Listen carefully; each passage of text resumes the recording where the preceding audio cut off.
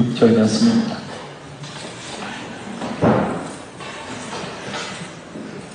나의 자녀들아, 내가 이것을 너희에게 쓰면 너희로 죄를 범하지 않게 하려 함이라. 만일 누가 죄를 범하여도 아버지 앞에서 우리에게 대언자가 있으니 곧 의로우신 예수 그리스도시라. 그는 우리 죄를 위한 화목제물이니 우리만 위할 뿐 아니요 온 세상의 죄를 위하시리라. 우리가 그의 계명을 지키면 이로써 우리가 그를 아는 줄로 알 것이요 그를 아노라 하고 그의 계명을 지키지 아니하는 자는 거짓말하는 자요 진리가 그 속에 있지 아니하되 누구든지 그의 말씀을 지키는 자는 하나님의 사랑이 참으로 그 속에서 온전하게 되었나니 이로써 우리가 그의 안에 있는 줄을 아노라. 그의 안에 산다고 하는 자는 그가 행하시는 대로 자기도 행할지니라. 아멘. 할렐루야. 집사님 찬양을 드릴 때마다 참 은혜가 어떻게 이렇게 언제 이렇게 연습을 하는지 모르겠어요.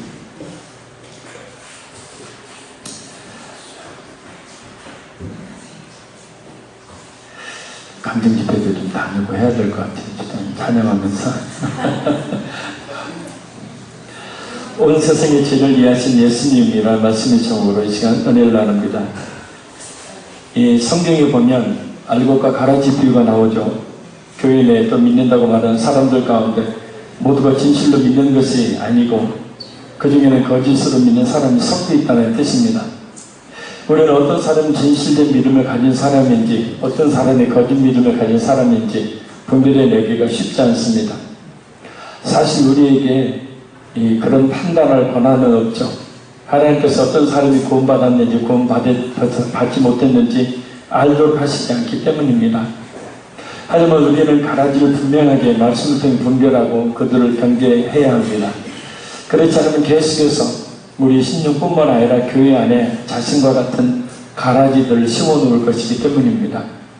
지난번에 살펴보았던 행함으로 구원을 받는다고 하는 율법주의가 그렇고 영이 구원받아서 육적으로는 쾌락을 누리며 아무렇게나 살아도 된다는 듯한 영주주의가 그렇고 예수는 인격적으로 만나는 만남이 없이 오직 구원의 그 진리를 알기만 하면 구원받는다는 구원파가 그렇고 안상홍과 장질결을 하나님으로 믿는 하나님의 교회 또 하나님의 교회 지금 한국교회 막대한 피해를 가지고 있는 이만희를 보혜사로 성경으로 가르치는 신천지가 바로 그들입니다.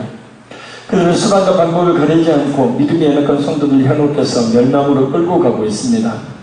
영적으로 깨어있지 않으면 또 하나님의 말씀을 바로 알고 있지 못하면 쉽게 그러한 꼬임에 빠지게 됩니다. 이런 영적 상황에 살고 있는 우리 모든 성도들에게 오늘 말씀은 꼭 필요한 말씀입니다. 말씀을 바로 깨달아 알게 하시는 성령께서 이 시간 역사해 주시기를 간절히 소원합니다. 우리 1절 말씀 같이 한번 다시 읽겠습니다. 나의 자녀들아, 내가 이것을 너희에게 쓰면 너희로 죄를 범하지 않게 하려 함이라.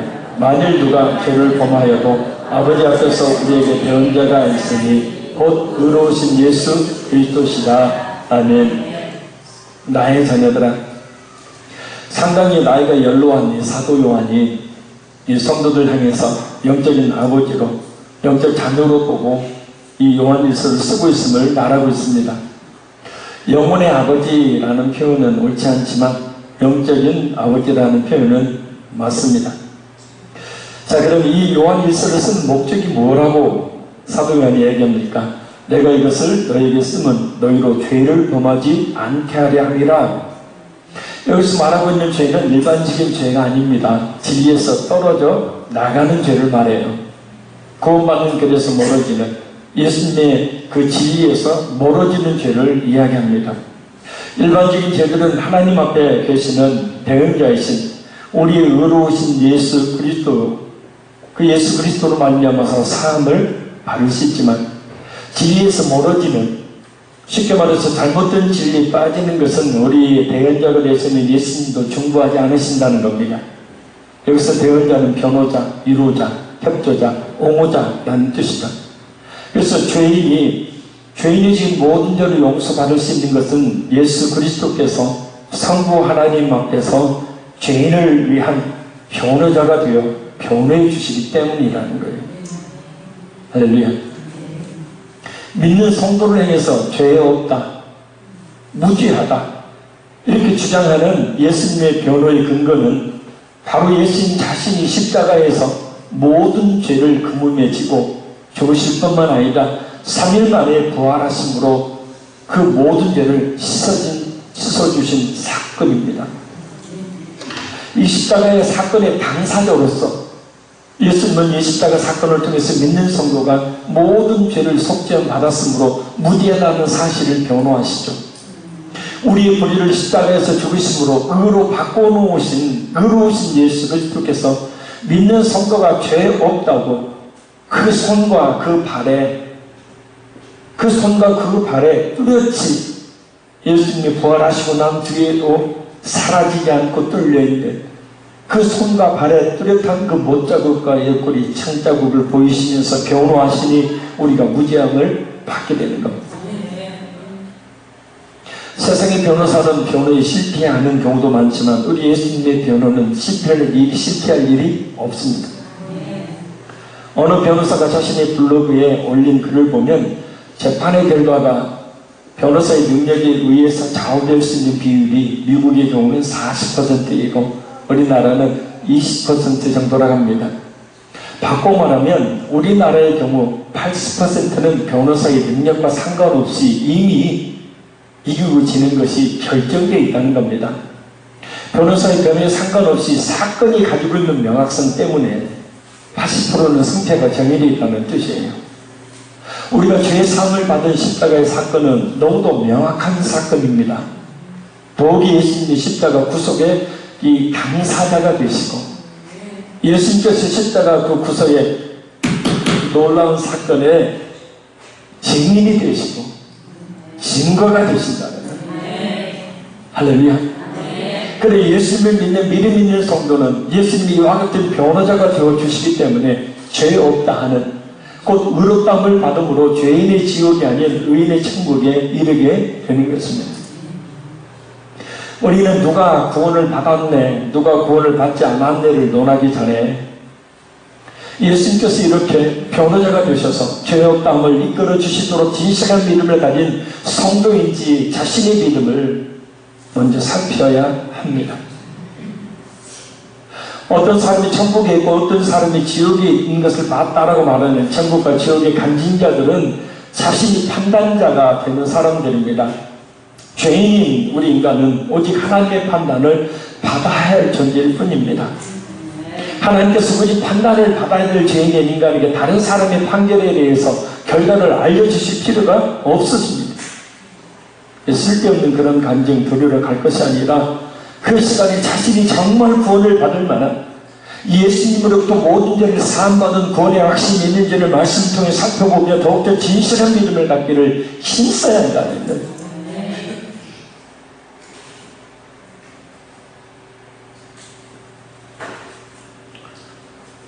할민이 지옥에 있고 목하는 목사님이 지옥에 있고 그렇게 큰 게 목사님이 지옥에 있고 어마어마하게 살았던 사람 보니까 천국에 있고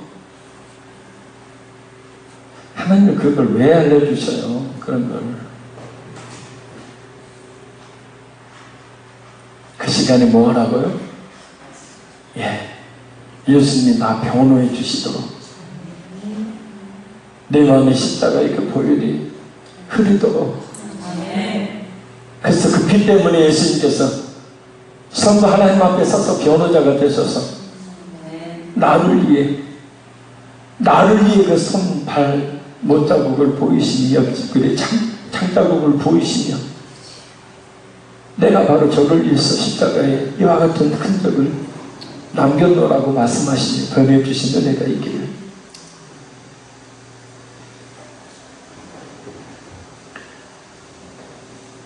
우리 2절 말씀 보겠습니다. 그는 우리 죄를 위한 화목제물이니 우리만 위할 뿐 아니요 온 세상의 죄를 위하시니라. 아멘. 예수님을 가리켜 화목제물이라고 말하는 것은 예수님께서 인간의 범죄에 대하여 일으키시는 하나님의 진노를 막는 제물이 되셨기 때문입니다. 만약에 예수님께서 화목제물이 되시지 않았다면 우리 역시 하나님의 진노를 받아 영원한 지옥에 던져졌을 것입니다. 그런데 예수께서 십자가에서 자신의 생명을 내어놓으심으로 저에게 우리를 향한 하나님의 진노를 막아주셨어요. 그것은 예수를 믿는 한 개인을 위한 일일 뿐만 아니라 오늘 본문을 보면 온 세상의 죄를 위함이다 라고 말씀합니다. 여기서 온 세상의 죄를 위함이라는 말은 세상의 모든 구원받지 못할 사람까지도 포함한다는 의미가 아니라 오직 하나님의 택함을 받은 모든 사람들을 말해요. 예수님의 십자가의 보혈은 세상의 모든 사람에게 흐르는 것이 아니고 하나님의 택하신 성도에게만 흘러요. 할렐루야. 자, 우리 에베소서 1장 3절 6절 말씀 찾습니다. 에베소서 1장 3절에서 6절 말씀.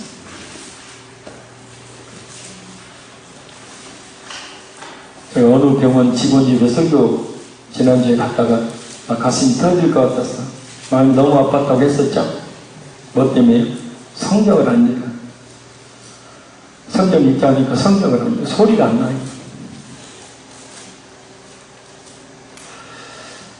설교는 가만히 듣고만 있는 게 아니고요.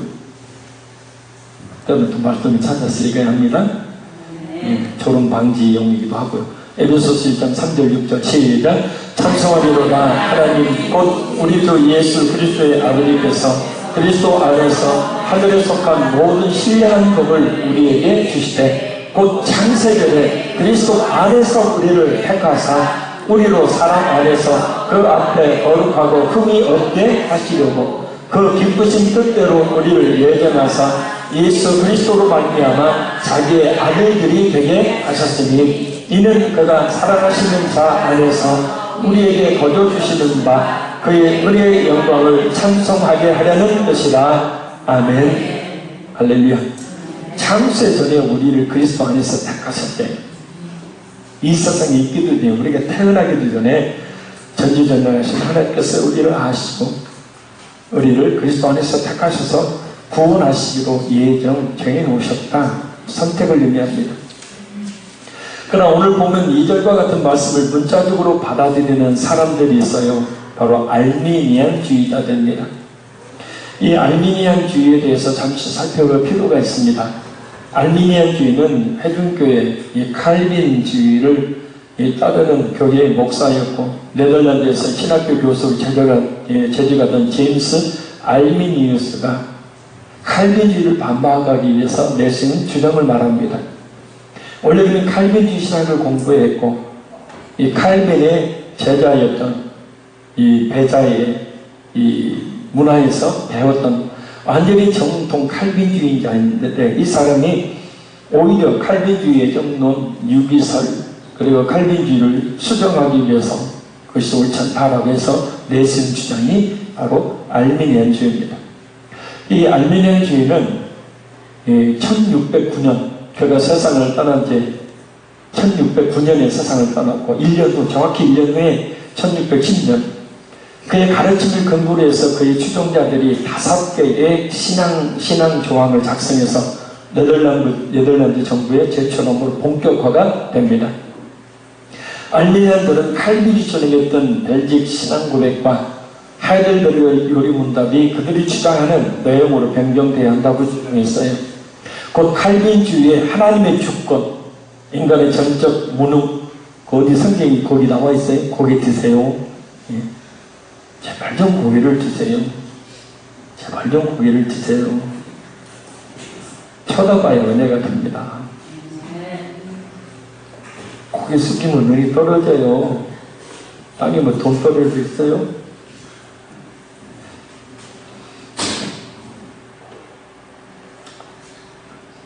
칼빈은 5대 교리에 맞서서 5개의 교리를 주장을 하죠. 칼빈은 5대 교리가 뭐죠? 첫째, 전적 타락. 두 번째, 물군적 선택. 세 번째는 제한, 속죄. 네 번째는 불가항력적 은혜. 다섯 번째는 성도의 견인과 보호. 자, 이와 같은 교리들에 대해서 반대하는 겁니다. 그래서 그들은 이 칼빈주의 반대해서 5가지 교리를 내놔요.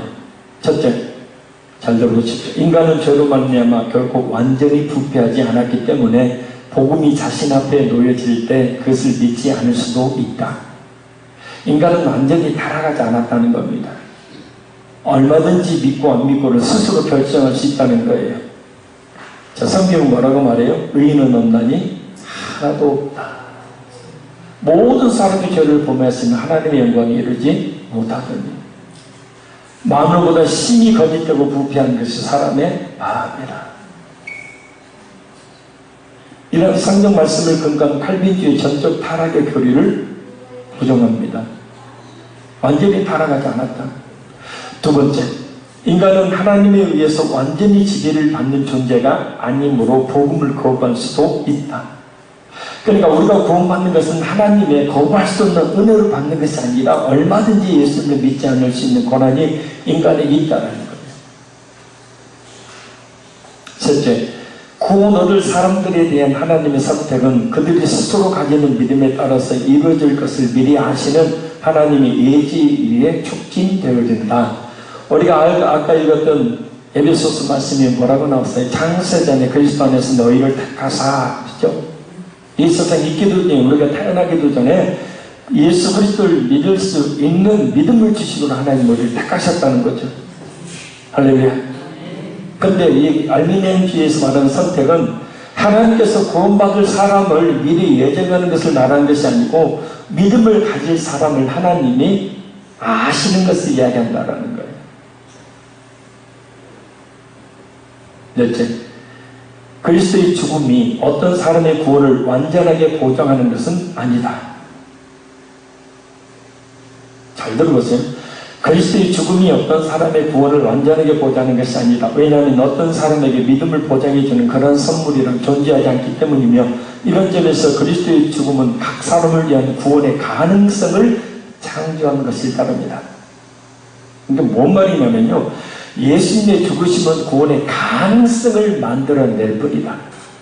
예수님의 십자가의 죽음으로 완전히 구원받는 것은 아니라는 겁니다. 십자가의 구원의 능력을 불완전하게 만드는 거예요. 다섯 번째, 믿음을 지키고 은총의 상태에 계속 머물 수 있는 관건은 신자들 자신에게 달려있다. 그러므로 실패하는 자들은 유기된다. 그러니까 믿음을 지키고 믿음을 지키지 않고는 인간 자신에게 달려있지 하나님께 달려있는 것이 아니라는 겁니다. 그러면 자신의 믿음을 끝까지 지킬 사람이 누가 있겠습니까? 감리교의 창시자이고 알미니안주의를 따르는 요한 웨슬레는 그의 설교 우리 자신의 구원을 이룸에 관하여에서 인신협조설, 사람과 신이 협조한다. 그래서 인간 50%, 하나님 50% 이것을 비판해요. 그래서 어거스틴이 그를 인용하면서 신인 협조서를 주장합니다. 구원에 있어서 하나님 100%, 인간 100%를 주장하는 거예요. 이 알미니안주의입니다. 인간의 동의가 없으면 하나님도 인간을 구원할 수 없다는 뜻이에요. 그러나 우리 개혁주의는 우리 인간의 구원은 100% 전적으로 하나님의 주권에 의해 이루어진다고 말합니다.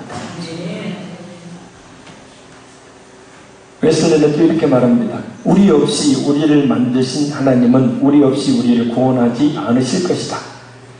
웨슬레는 어거스틴주의자입니다. 이 웨슬레는 어거스틴의 말을 인용하면서 창조는 전적으로 하나님의 의지대로 이루셨지만 구원은 하나님이 우선적으로 역사하시지만 우리와 더불어 구원을 이루어 간다라고.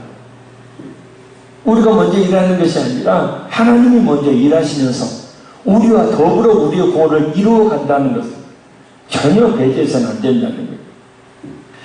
그래서 똑같은 설교인 우리 자신의 구원을 이룸에 관하여 해서 웨슬리는 자신이 아주 좋아하는 성경 구절 요한복음 5장 17절 아버지께서 일하시니 나도 일한다 라는 말씀을 잘 기억해야 한다고 말합니다.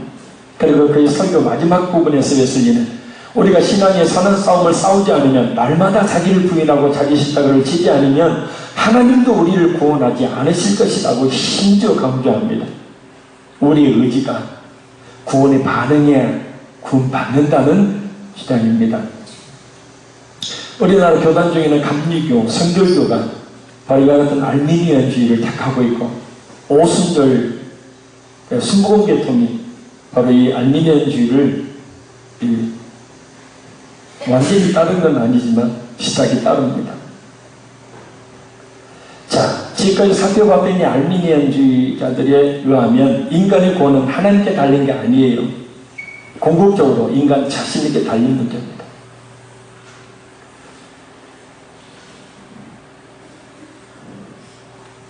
인간 자신에게 구원이 달렸다고요.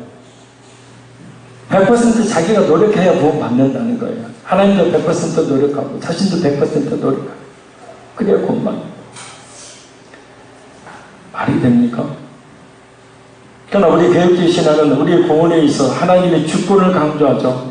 우리는 우리 스스로를 구원할 능력이 전혀 없는 전적으로 타락한 존재로 우리의 구원은 오직 하나님에게 달려있다. 물론 행위는 구원을 위한 조건으로서 나타난 것이 아니고 구원받은 사람에게서 구원의 그 은혜를 받은 자로서의 열매를 말하지만 말입니다. 꼭 기억하십시오. 인간의 노력으로 구원받는 게 아닙니다. 에베소서 2장 8절 9절에 말씀하잖아요. 너희가 그 믿음으로 인하여 구원을 받았나니 이 믿음은 하나님의 선물이라. 너희 행위에서 난 것이 아니니 이는 누구든지 자랑하지 못하게 하려 하십니다. 성경에 수도 없이 많이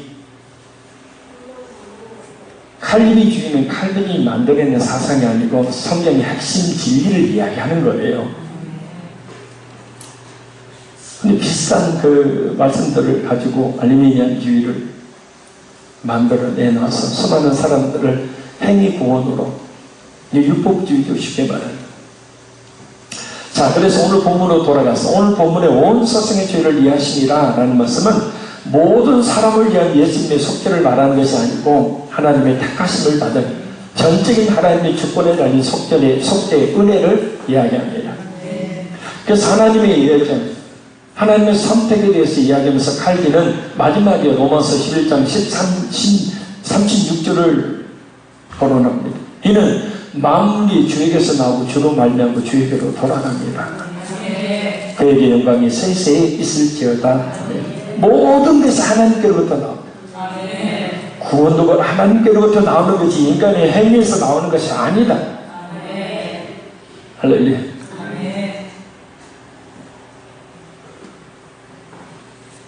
자, 그래서 믿음의 본질이 무엇인지를 확실해야 되는 거예요. 믿음이란 뭐냐는 믿음입니다. 믿음은 행함과 따로따로 분리되는 게 아닙니다. 믿음은 하나의 동전에 앉는 것 뒷면처럼. 할렐루야. 자, 오늘 3절 말씀 읽겠습니다. 시작. 우리가 그의 계명을 지키면 이로써 우리가 그를 아는 줄로 알 것이요. 아멘. 자, 이 말씀 우리가 계명을 지키면 곧 구원을 받기 위해 계명을 지키는 것이 아니라 잘 들으셔야 돼요. 구원받은 자는 마땅히 계명을 지켜야 한다는 뜻이에요. 할렐루야. 그 수중에 그를 아는 줄로 알 것이요. 곧 우리는 그 사람이 예수를 믿는 것을 알게 된다는 거예요.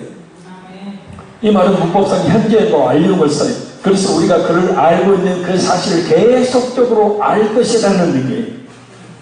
그러니까 신앙은 뭐냐면요, 믿음이란 뭐냐면 계속해서 예수님에 대해서 알아가는 거예요. 할렐루야. 그래서 진짜 성도들에게 참 믿음을 줘야 되는 설교자가 해야 될 일은 뭐냐면 예수님에 대해서 계속해서 알려주는 거예요. 왜요? 창세기부터 요한계시록까지 다 본 말씀에 예수님이 다 들어가 있어요.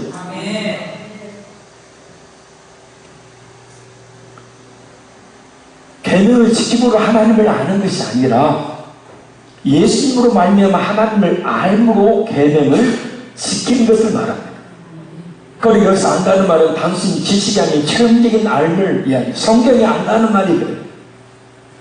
그래서 우리는 예수님께서 하신 마태복음 7장 20절 말씀을 기억해야 합니다. 그러므로 그들의 열매로 그들을 알리라. 곧 나무의 열매를 보고 그 나무가 어떤 나무인지 알듯이 그 사람이 어떤 사람인가는 그 사람의 열매를 보고 알 수 있는데, 어떤 성도가 예수를 믿는다고 하는데 그 성도를 보니까 계명을 지키는 사람이에요. 그래서 우리는 그 사람이 진짜 예수를 체험적으로 만난 사람임을 알 수 있다라는 말씀이에요. 할렐루야. 삶을 좀 더 구체적인 의미를 살펴봅니다. 4절 보겠습니다. 그를 아노라 하고 그의 계명을 지키지 아니하는 자는 거짓말하는 자요 진리가 그 속에 있지 아니하되. 아멘. 자, 근데 먼저 계명이 뭐냐 알아요. 계명이 뭔지는 먼저 정리를 하고 넘어가야 합니다. 자, 그럼 계명이 뭐냐? 자, 요한일서니까 요한일서 말씀을 통해 살펴보죠. 요한일서 3장 23절. 자, 앞으로 뒤로. 요한일서 3장 23절. 자, 시작. 그의 계명은 이것이니 곧 그 아들 예수 그리스도의 이름을 믿고 그가 우리에게 주신 계명대로 서로 사랑할 것이니라. 아멘. 자, 이 말씀에서 언급하고 있는 계명은 뭐예요? 두 가지예요. 첫째는 예수님을 믿는 것, 두 번째는 예수님의 말씀대로 서로 사랑하는 것. 이게 계명이에요. 할렐루야. 그래서 첫째로 계명을 지킨다는 것은 곧 말씀이 되시는 예수 그리스도를 진실하게 믿는 것을 이야기합니다. 이 계명이 하나님의 말씀을 가리키고 하나님의 말씀은 요한복음 1장 14절 말씀처럼 예수님을 가리키고 요한복음 1장 1절 말씀처럼 하나님을 가리키기 때문에 두 번째 사랑하는 것에 대해서는 잠시 5절 6절에서 살펴보도록 합니다. 자, 예수를 진실하게 잘 믿는 것이 계명을 잘 지키는 거예요. 할렐루야. 자, 우리가 예수를 믿어도 까놓고 계명을 다 지킬 수 있어요? 못 지켜요, 우리야.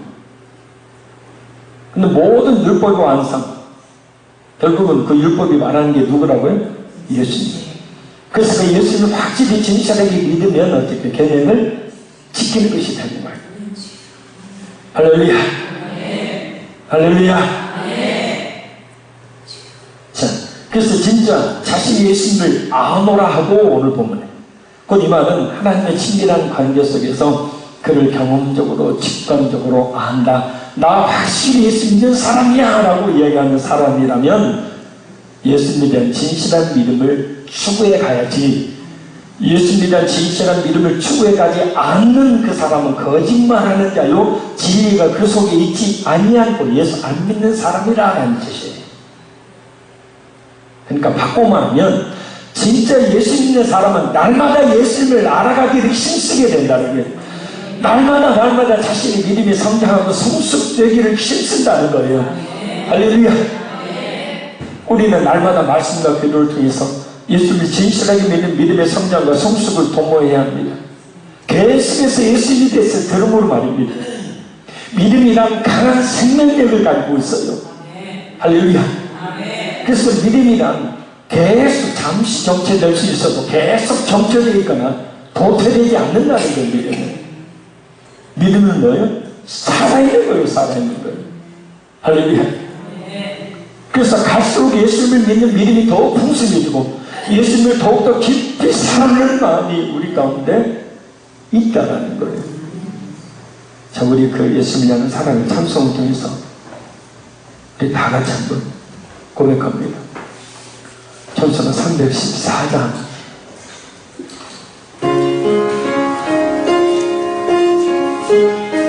우리 두 손 가슴에 머리를 찬양합니다.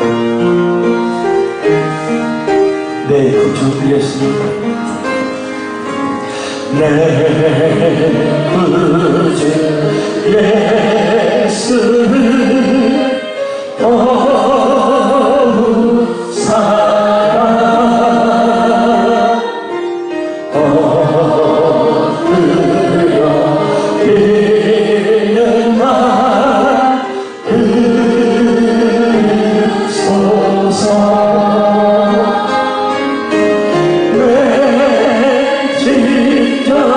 소원이 내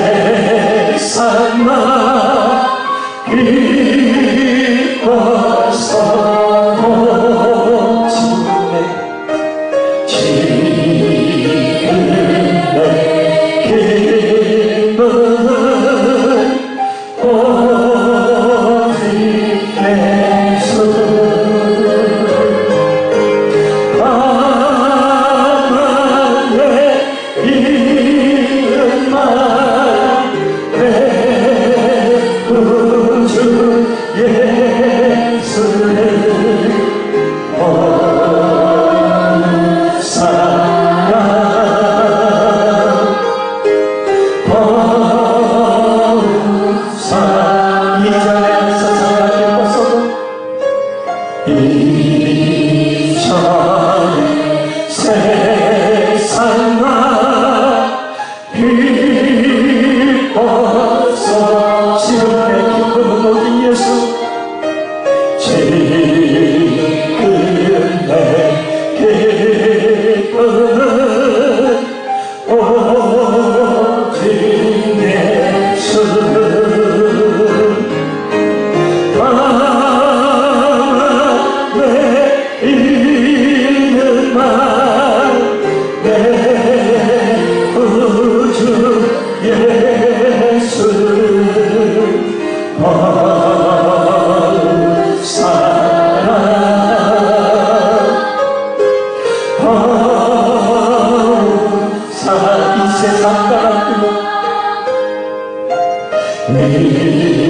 이 세상 떠날 때 찬양하고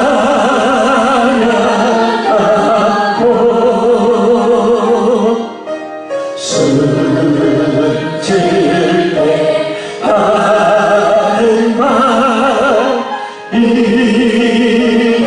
이것일세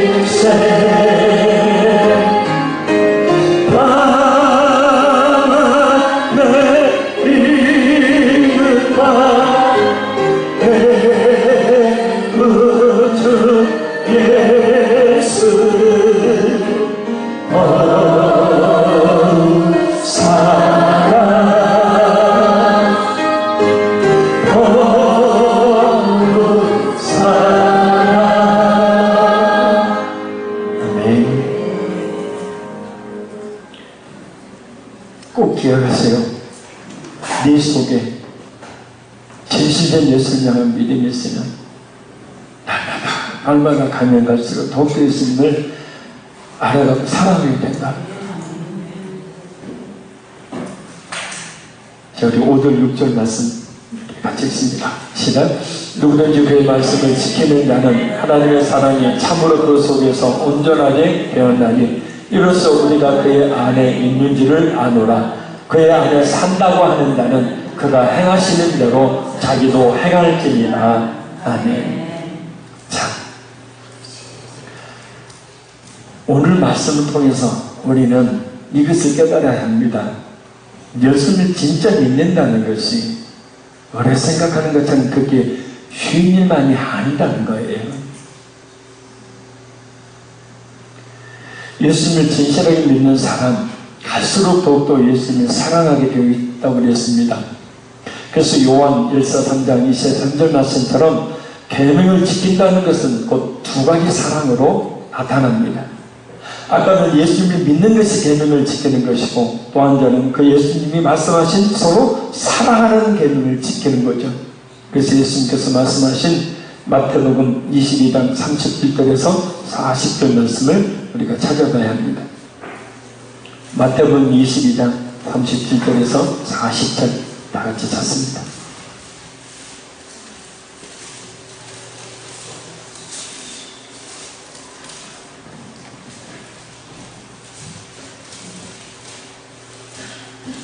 마태복음 22장 37절에 40절 같이 읽습니다. 예수께서 이르시되 내 마음을 다하고 목숨을 다하고 뜻을 다하여 주 너의 하나님을 사랑하라 하셨으니 이것이 크고 첫째는 계명이요 둘째도 그와 같으니 내 이웃을 내 자신같이 사랑하라 하셨으니 이 두 계명이 온 율법과 선지자의 강령이니라. 아멘. 저를 보십시오. 예수님의 이 말씀처럼 진짜 예수 믿는 사람은 예수님 말씀하시는 그 계명을 사랑하는 계명을 지키는데 두 가지 사랑을 해야죠. 첫째는 하나님의 사랑. 근데 하나님은 어떻게 사랑하라고요? 마음, 목숨, 뜻 다해서 사랑하라고요. 대충 뜻뜻 미지근한 신앙 가지고 예수 믿는다고요?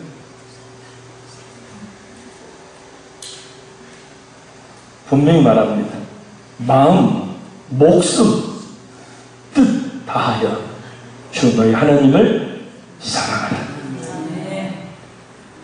그러니까 이런 확실한 그 안에 진리신 예수님이 의로우신 예수님이 계신 그 성도는 오염물 못 사는 거예요. 하나님을 위해 살아는 자신의 뜻, 자신의 마음, 자신의 목숨까지 내어놓는 그런 삶을 사는 거예요. 우리 그렇게 살아야 된다는 거예요. 그렇게 사는 것을 보면 그 사람이 바로 그 안에 예수님이 계시다, 진리가 있다라는 것을 알 수 있다라고 사도 요한은 이야기하고 있는 겁니다.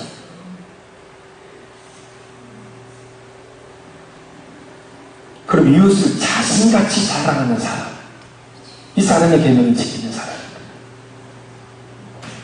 옆에 있는 분들, 가족들, 주위에 있는 사람들 자기처럼 사랑해야 해요. 내가 나 챙기고 내가 나 위하는 것처럼 진짜 예수의 진리가, 예수 그리스도의 그 진리가, 그 복음이 그 속에 있는 성도라면 다른 사람을 그렇게 사랑하며 살아야 한다. 할렐루야. 엄청난 거죠. 대충 하나님을 사랑하는 것이 아니고 마음, 뜻, 목숨까지 바쳐 사랑해야 되고요. 이웃 대충 사랑하는 것이 아니고요. 내가 나를 챙기는 것처럼, 나를 사랑하는 것처럼 그 사람을 사랑해야 진짜 그 사람의 계명을 지키는 사람, 진리가 그 속에 있는 예수 믿는 사람이라는. 그러니까 기독교의 윤리는 말입니다. 다 종교의 추종을 불허해요. 대단히 수준이 높은 겁니다. 곧 예수 믿는 성도들이 나타내야 될 행위, 계명을 지키는 삶의 열매는 다른 종교하고는 감히 비교할 수 없는 거예요. 할렐루야. 목숨을 다해 하나님을 사랑합니다. 이웃을 내 자신같이 사랑합니다. 이것이 진짜 예수 믿는 사람이라는 거예요. 이것이 진짜 그 속에 진리가 있는 사람이라는 겁니다. 왜요? 진짜 예수님을 믿어서 하나님의 사랑이 무엇인지를 알고 하나님의 사랑이 너희 마음에 부은바 되느니, 성령으로 하나님의 사랑이 어떤 것인지를 알고 그 사랑이 부어져 있으니까 하나님을 향하여 목숨까지 바치며 사랑하고요, 이웃을 내 자신같이 여기면 사랑한다. 이 사랑의 열매는 그 성도가 진정 예수님 안에 있는 참 믿음을 가진 사람이라는 것을 드러내는 열매라는 뜻이에요. 따라서 6절에 그의 안에 산다고 하는 자, 곧 예수를 진실하게 믿는 믿음에 있어서 그 믿음대로 하나님을 사랑하고 이웃을 사랑하며 하나님과 교제한다고 하는 사람은 예수님께서 행하신 대로 자신도 그렇게 행하는 삶을 살아야 한다는 거예요. 예수님의 제자로요, 자기 부인하고 자기 십자가 기꺼이 지고 예수님을 따르는 예수님의 제자들처럼 사는 게 진짜 예수 믿는 사람이라고요. 할렐루야. 그래서 우리 자신이 진실한 믿음을 가지고 있다고 하는 사람들은 당연히 예수님처럼 살아야 합니다. 그렇게 살고 있습니까? 오늘 성경을 보면 우리 믿음이 진실된 것이라면 결코 미지근하게 신앙생활 못한다는 걸 알 수 있습니다. 하나님을 향한 뜨거운 사랑, 예수를 향한 뜨거운 사랑, 무엇보다 주 예수 그리스도를 믿는 그 믿음에서 자기 자신을 날마다 자라게 하는,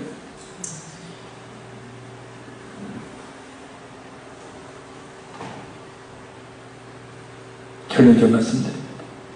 우리는 우리의 대언자가 되시는 예수님의 변호로 죄가 없다는 의롭다함을 받았습니다. 예수님께서 우리의 죄를 근본에 지시고 죽으심으로 우리의 모든 죄를 대속하시기 위한 화목제물이 되셨기 때문입니다. 그래서 예수님께서는 그 십자가 구속사건의 당사자이시며 증인이시고 증거가 되시죠. 그래서 그 손과 발에 난 못자국과 옆구리의 창자국을 보이시며 우리를 변호하시니 우리가 무지함을 받게 됩니다. 진정 이런 구원의 은혜를 받은 성도라면 그 나무를 보고 그 나무가 열매를 보고 그 나무가 어떤 나무인지를 확실히 알 수 있듯이 계명을 잘 지키는 열매가 그 성도에게 맺혀져야 한다는 거예요. 계명을 지키는 것은 두 가지입니다. 말씀이신 예수님을 진실하게 믿어가는 것, 할렐루야. 또한 하나님과 이웃을 사랑하는 것입니다. 예수님을 진실하게 믿는 사람은 갈수록 더욱더 예수님을 사랑하게 되어 있습니다. 따라서 우리는 날마다 예수님을 믿는 믿음으로 충만해져야 하고 말씀과 기도를 통해서 하나님을 내 마음과 목숨을 다하여 사랑하고 이웃을 나처럼 사랑해야 합니다. 그리고 우리가 꼭 알아야 될 것은 계명을 지킴으로 우리의 믿음이 온전하게 되는 것이 아니라 하나님을 그 말로 다 할 수 없는 그 사랑과 예수님의 십자가의 구원의 놀라운 은혜가 우리 안에 온전하게 있기 때문에 계명을 지키게 된다는 사실입니다. 어떤 분이 저한테 그런 얘기를 해요. 이 목사님은 우리 구주 예수 그리스도의 은혜와 하나님의 사랑과 성령의 교통하심 이곳에 있는 모든 무리 가운데 함께 있을지어다. 왜 저기 주타에 있는 성도들 왜 꺾이는 가정 집 막 이외 안 하냐고. 아니 말씀 듣고 있는 그 사람들에게만 그죠? 우리 구주 예수 그리스도 하나님의 사랑 예수님의 그 은혜가 성령의 교통하심이 있게 돼요. 그래서 멀리 떨어지는 사람도 그 교회에서 입에 드리는 아무리 빈다고 되는 게 아니고 말씀 드려야 될 거 아닙니까?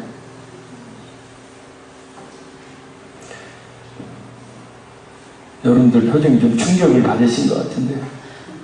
그러나 이게 사실입니다. 사실이에요 이게. 예수 믿는 건 너무 쉬워요. 근데 예수 믿는 사람으로 사는 것은 그렇게 쉬운 일이 아닙니다. 그만하고 우리에게 주신 믿음, 우리에게 주신 구원의 놀라운 그 돈은 대단한 높은 수준의 것이에요.